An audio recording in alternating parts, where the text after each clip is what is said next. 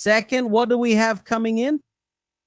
Alcolumbre worked and did everything. And he asked for a vote against Jorge Messias because he wanted the former president of the Senate, Senator Rodrigo Pacheco, to be nominated.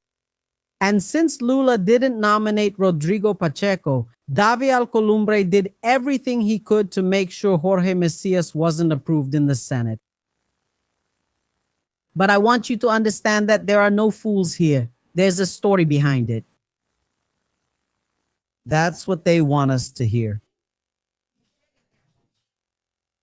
Do you understand? That's what they release to the press so it gets to us. They release it so it reaches us. But there are things hidden beneath the surface, and there's a strategy behind all of this. That's my perception. Why, Andrea? Because no one is naive. Least of all Lula. Lula wasn't born yesterday. Lula isn't naive. And it could be that all of this was a decisive strategy. Oh, I nominated the Evangelical. I put an Evangelical there on the Supreme Federal Court. And you who call yourselves evangelicals, you who call yourselves conservatives, instead of voting and putting a conservative there, you went and voted against the conservative and evangelical Jorge Messias, you Bolsonaro supporters. Now don't complain about whoever I nominate. You didn't approve the evangelical, so don't complain. It could all be a strategy because I'll say it again. In this field of politics, there are no fools or innocents. And a lot of things are leaked and put out there so that this narrative reaches us. But I don't believe that Lula was naive. I don't believe that Alcolumbre stood up directly against Lula's government. I don't believe it. And when Lula names the next nominee, we'll know for sure whether what I'm saying is true or not. Then you might say, Andrea, but is Lula going to nominate Rodrigo Pacheco? Will he? I don't believe it. I don't think he'll nominate Rodrigo Pacheco. If he nominates Rodrigo Pacheco, then it could really mean that this strategy was a big defeat for Lula. I don't think he'll nominate Rodrigo Pacheco. And maybe he'll nominate someone who's kind of diametrically opposed to Jorge Messias' proposal, who would obviously get approved. But Andre, wasn't Jorge Messias approved? The other one will be, that's my point. That's what I'm saying.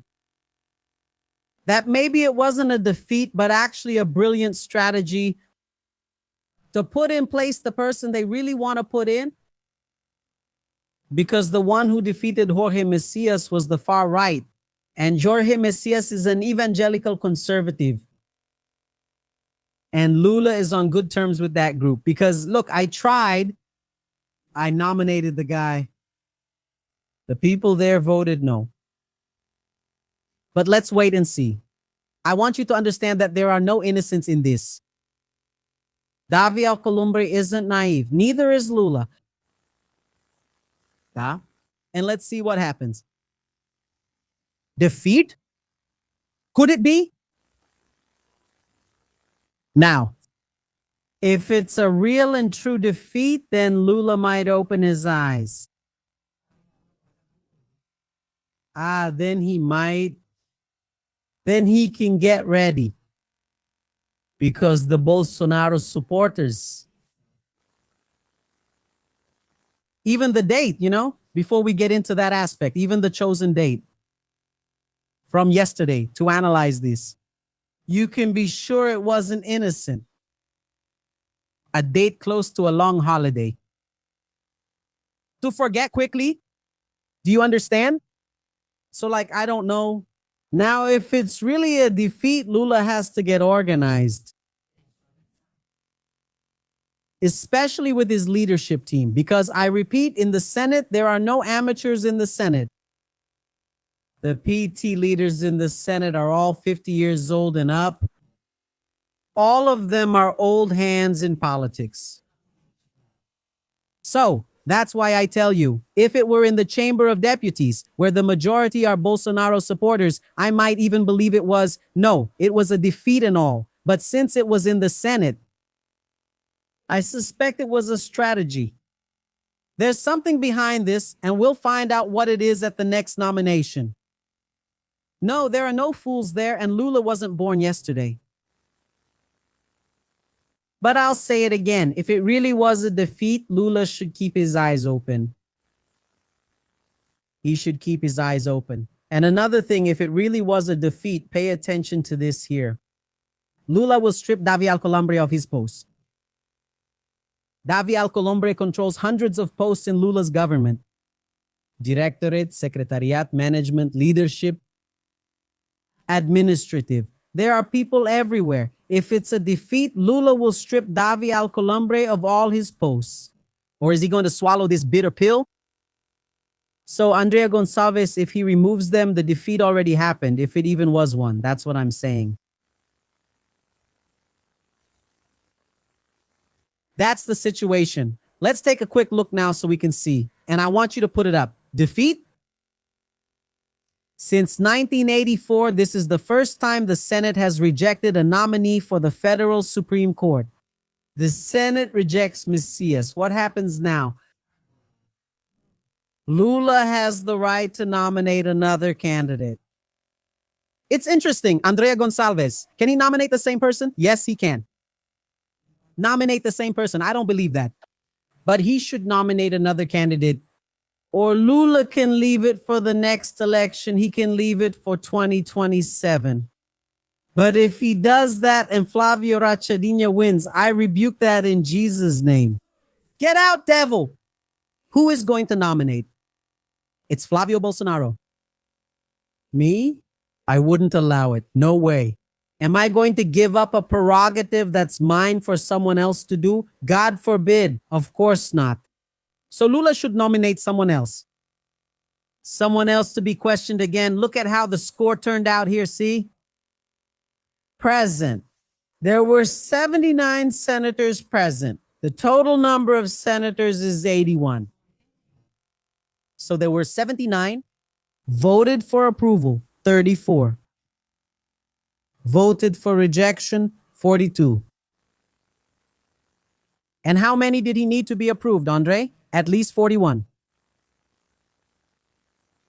Abstention. One abstention. The president didn't vote, right? And the quorum was 77 votes. And there were a lot of people here. Look at these 42 here. Many from the government coalition voted against it. Jorge Messias, right, Andre? Yeah. A lot of people here from the government coalition voted against Jorge Messias. That's why I told you on the live stream yesterday, I said, no, he will be approved. I told you that. No, he will be approved. Something to think about. That's why I say it. There's something behind this. Flavio Dino was elected by this same Senate. It hasn't changed. This same Senate elected Flavio Dino as a justice of the federal Supreme Court. And now they have rejected a conservative evangelical. And Jorge Messias. Flavio Dino, he was openly communist, progressive, left-wing. And he was approved by this Senate. And now this Senate has rejected Jorge Messias. I'll repeat. Evangelical conservative. My dear, that wasn't a defeat. That was a strategy. No. Andrea, you're speculating. I am. Can I speculate? I'm talking to you. I'm speculating. I'm just talking here. It doesn't make sense to me that Flavio Dino was approved as a Supreme Court justice and Jorge Messias was not. There's something behind this. This isn't a defeat. It could be a devastating strategy. What is it? What do you think? I don't get it. It makes no sense to me. Dino is a justice and Jorge Messias, an evangelical conservative, isn't a justice? My dear, as my grandmother used to say, you don't know anything, innocent one. Oh, innocent one, you don't know anything. I'm agreeing with her right now. Oh. There is no deadline to submit another name, which is the exclusive prerogative of President Lula, who will send a new name. Even so, the new nominee is not expected to be Rodrigo Pacheco, who is the preferred choice of Davi Alcolumbre, the president of the Senate, obviously. Clearly, it isn't. If it were meant to be, it would have happened already.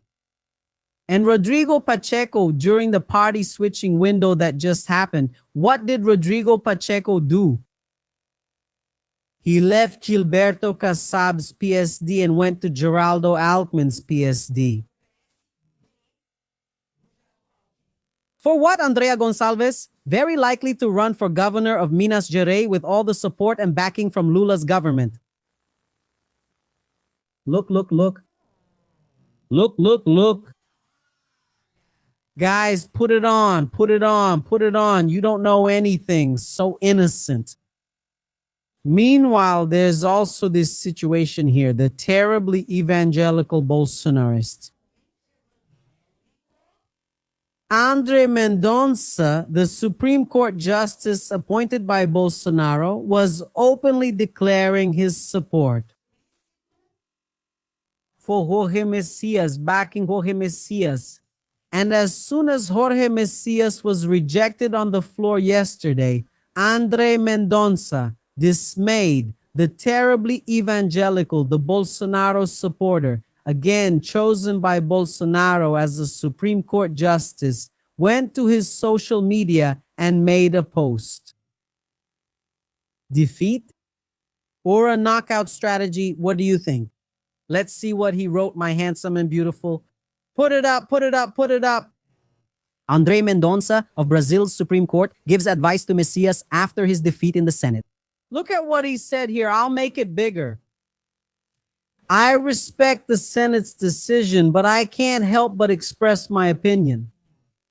Brazil is missing the opportunity to have a great Supreme Court justice.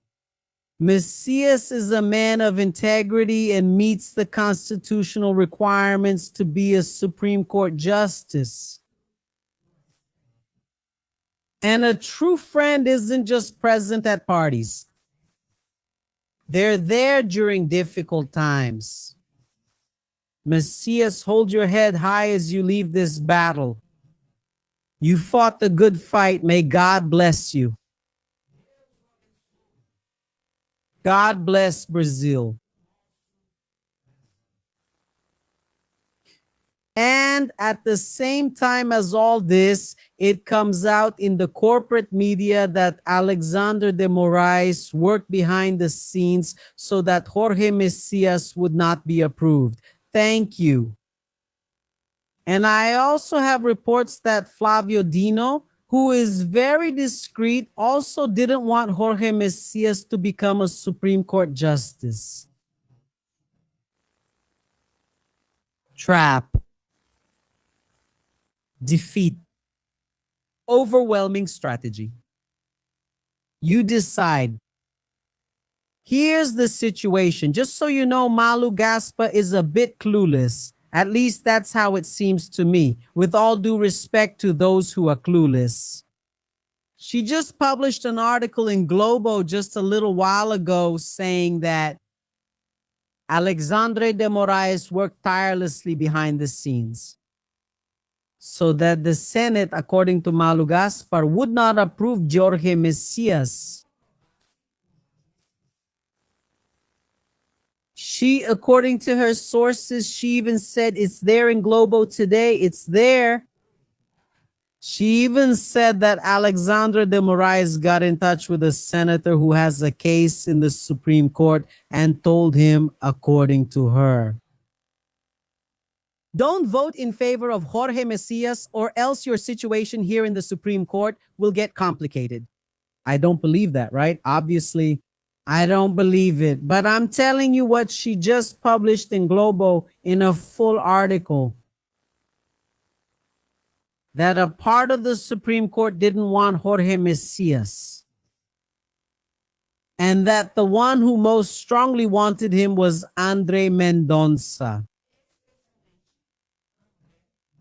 Donsa.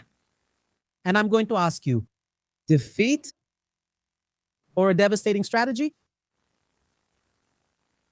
I'm not saying that Malu Gaspar is telling the truth. I want to make that very clear, especially because I don't believe that, because that's a crime.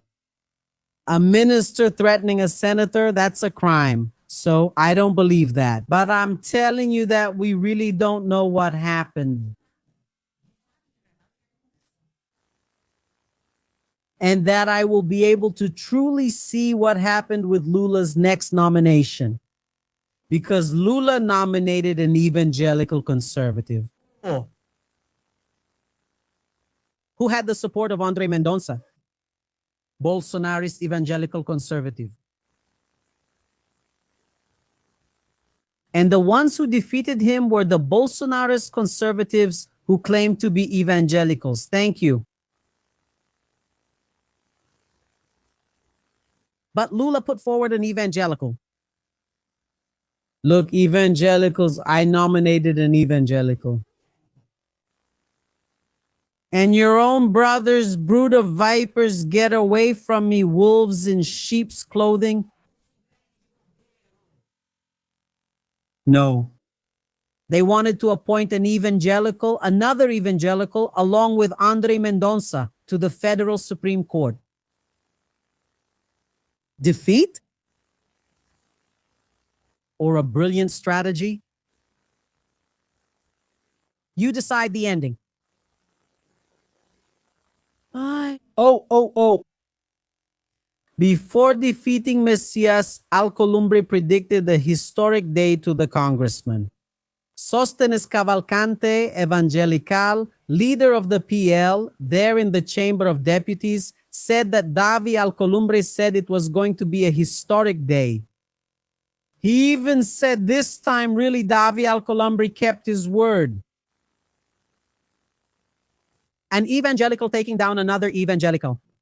Bye. Silas Malafaia, defeat for the government. Obviously, the Bolsonaro supporters are using this to say that Lula is weak. That Lula is weak. That Lula can't handle it. That Lula was defeated, that blah, blah, blah, blah. Obviously. Really? Really? Really? It was, we'll see. With the next nomination, which will be approved. Whether it was or wasn't, did you understand? Dos Metrias. After rejecting Messias, Congress is expected to impose another defeat on Lula. And will they grant Bolsonaro amnesty? Will they?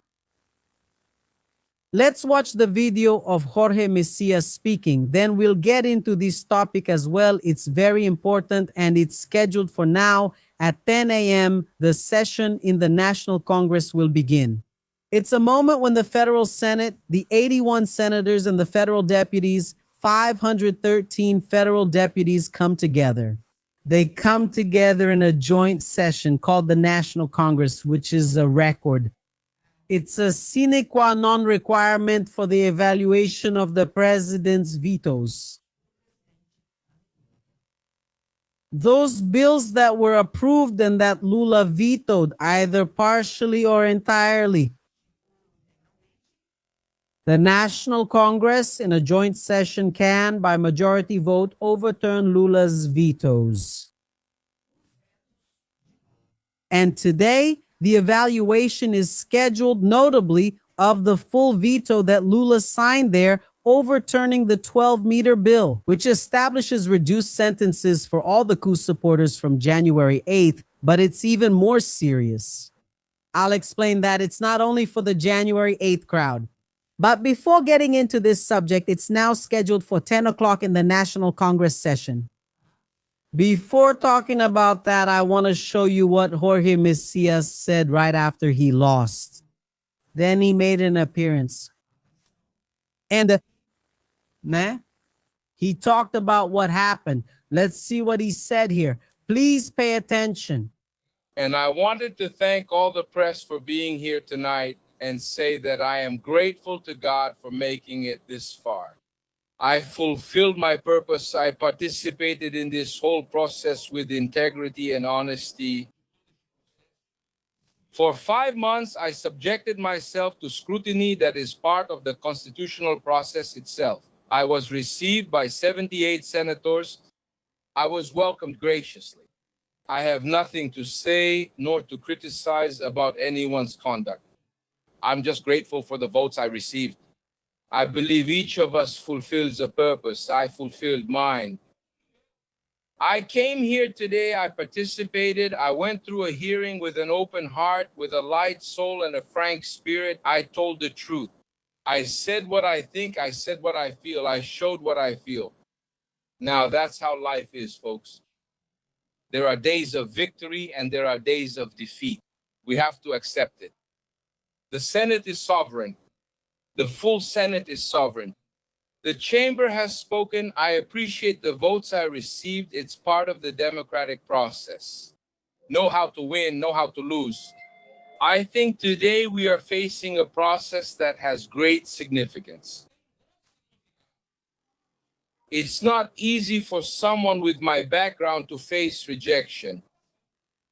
But I want to tell you something very important. I've learned in my life that my life is in God's hands. And God knows everything. God has a plan for our lives, for the life of each one of us.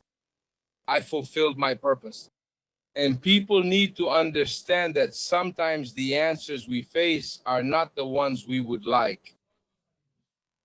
But those are the answers we've been given, and we have to accept the result. I fought the good fight.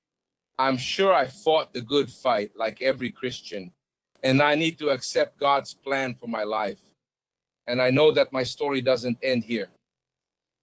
I'm 46 years old. I have a track record. I have credentials. I have a life. I've lived an honest life. I went through 5 months of having my image torn down. All kinds of lies were spread to tear me down. We know who was behind all of this. Now I want to tell you with a light heart, with the honesty of my soul, I am grateful to God for having gone through this process. And I am grateful for the trust that President Lula placed in me. President Lula gave me a great honor by allowing me to take part in this process. And I thank him for this opportunity. I don't see this as an end. This is a stage in the process of my life. The story doesn't end here. It will be continued. And I truly believe that each one of us with our own conscience will ask our question and will get our answer. Before God, I am calm, I am at peace, I feel unburdened. And I want to say from the bottom of my heart that I thank those of you in the press who stayed here waiting for this answer. I think now it's time to move forward. Let's move on with our lives. And we still have much more to give. I'm a career public servant hired through a public exam. I don't need a public office to support myself or to have any kind of personal benefit. I built my life through study, through merit, with my family. I thank my family for being here. And I thank my brothers who prayed for me. From my heart, I accept this purpose, and I believe that many good things will still happen in my life. Thank you very much from the bottom of my heart for everything that was given here.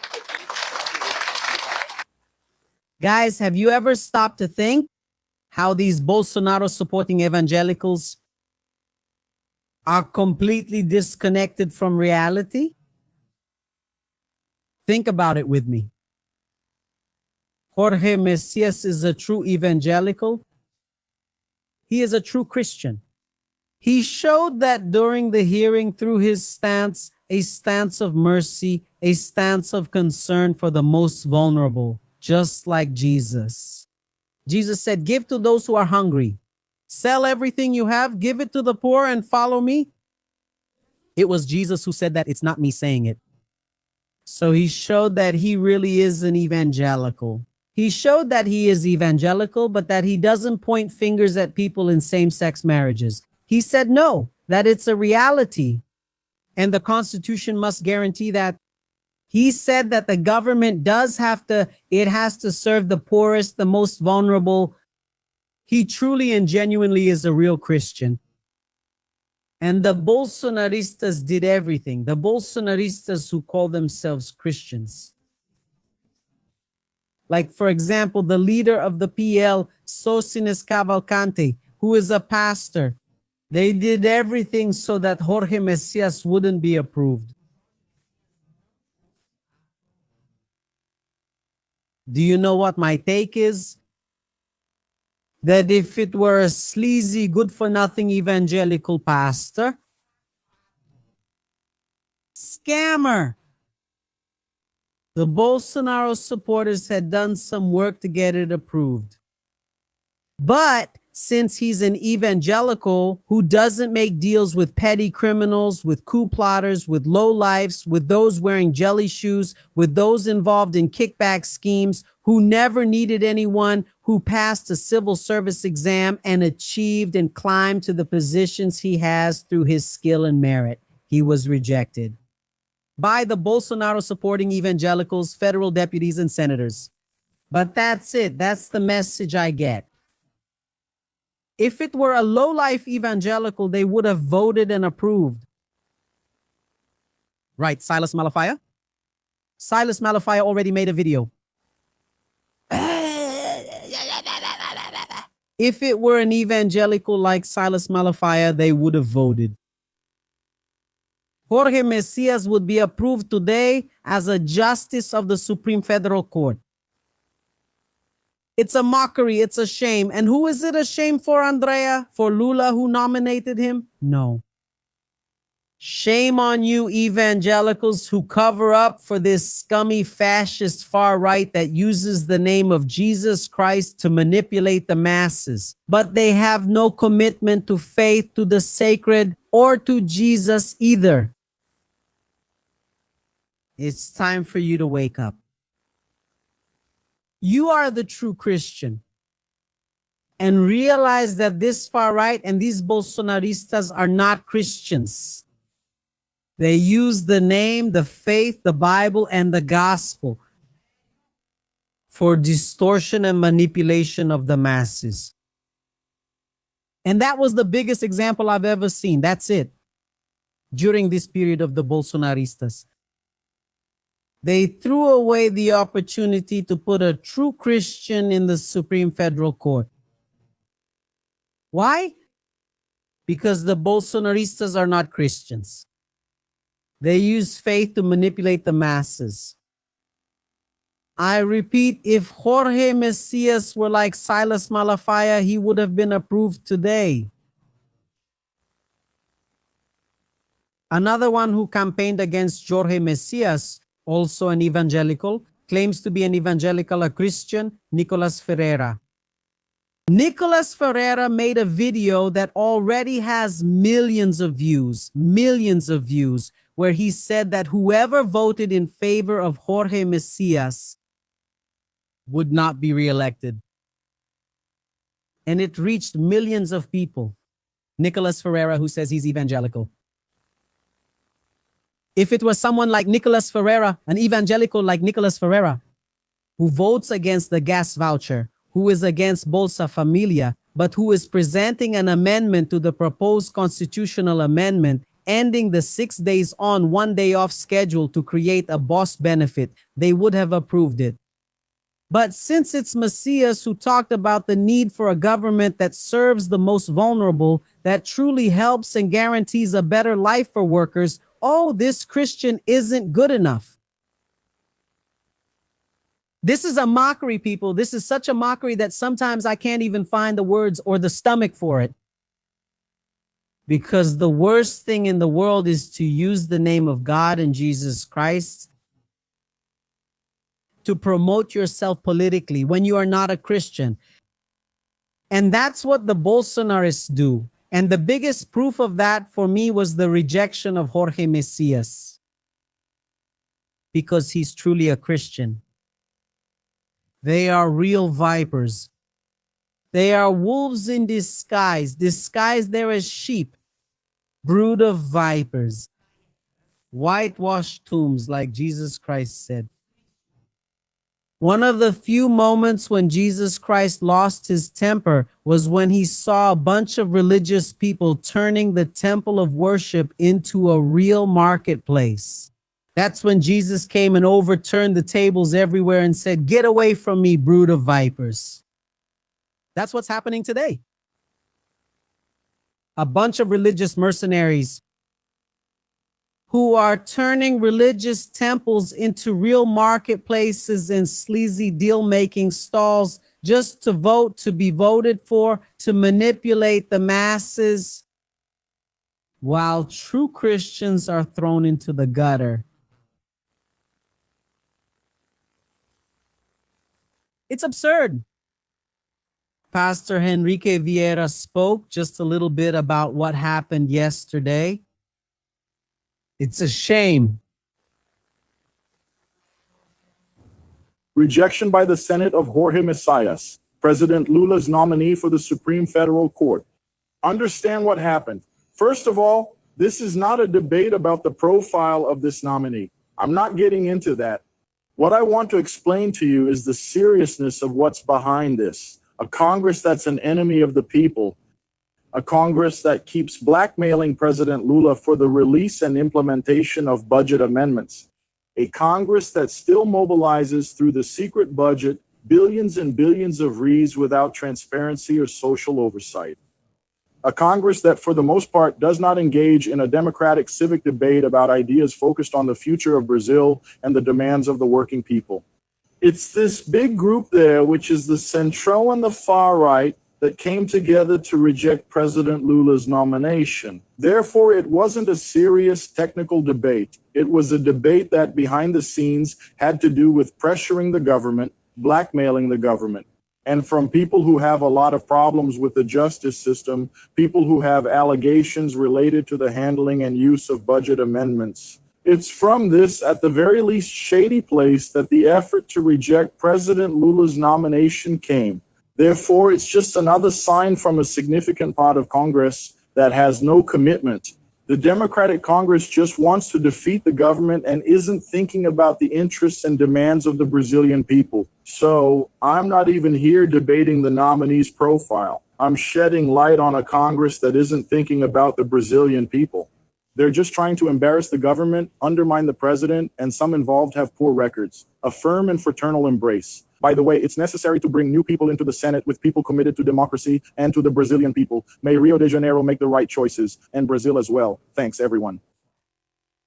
Yes, everything the congressman said is true.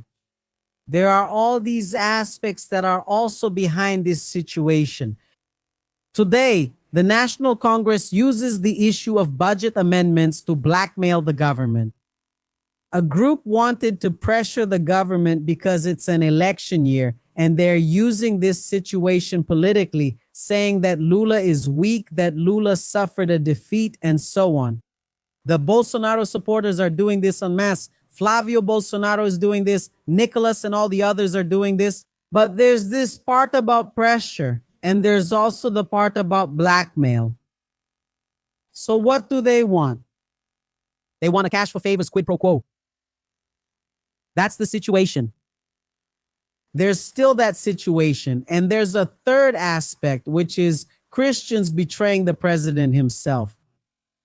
We're the brothers in Christ. What? For Christ. They voted against the brother in faith, against, even though the brother is conservative,